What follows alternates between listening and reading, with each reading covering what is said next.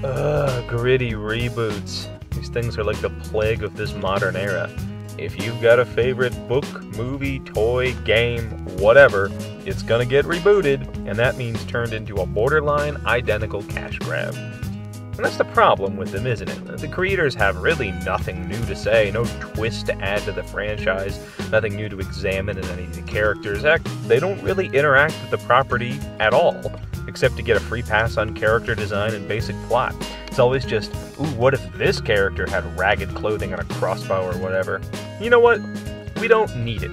We don't need to know how our favorite stories would be if they were the same, except the protagonist was replaced with an emotionless, quote, hardcore, end quote, killing machine, and a scarier CGI villain. And that's because those are all the same story, over and over again. So, when you hear about a property like Fables, wherein every public domain fairy tale gets a gritty reboot all at once, I'd forgive you for cringing a little.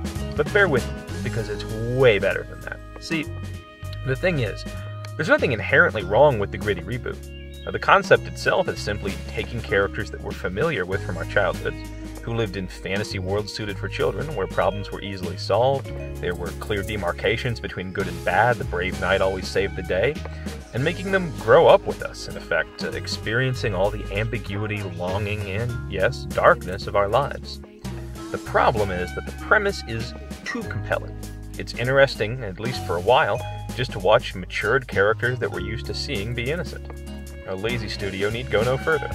What sets Fables apart from the other reboots is that it does go further. Characters are fleshed out, the problems they face are nuanced, there's room for character development and growth, it has some things to say about our modern life.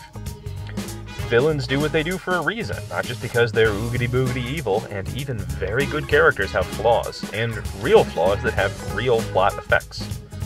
I'm not saying Fables is without its problems. Sometimes it seems like it gets unpleasant just for the sake of being so.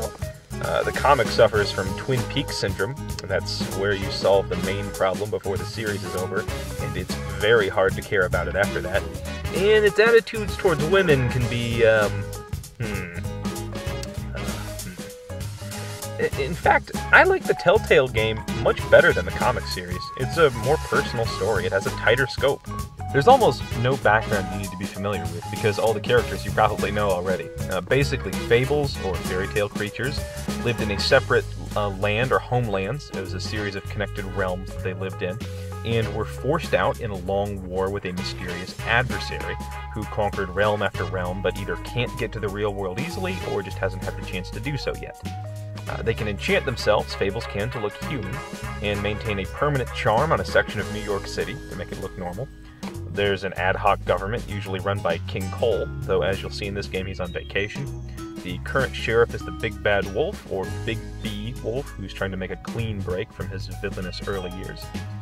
Glamours, or the enchantments which make Fables look like people, are purchased from the government. They have witches that do these enchantments for them, and they sell them to Fables.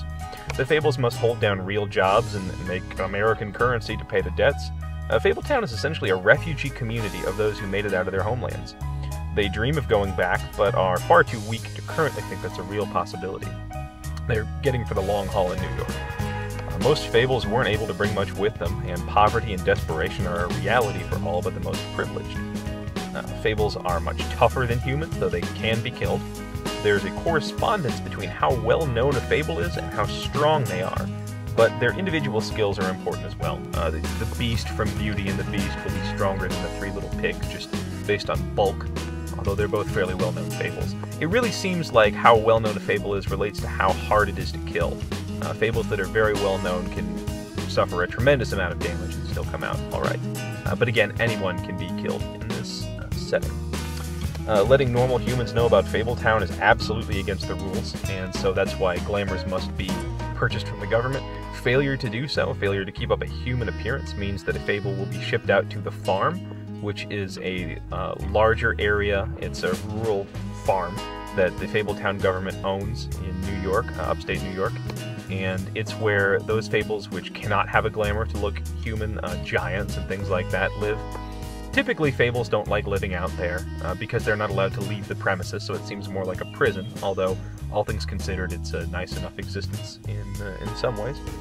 Anyway, there's also a comic series, like I alluded to, but the game is set before the comic, and beyond the short intro I gave for you, you really don't need to know anything from the comic series for this. So yeah, I really think you're going to enjoy this game. I know I did, so come along, follow me, and let's play.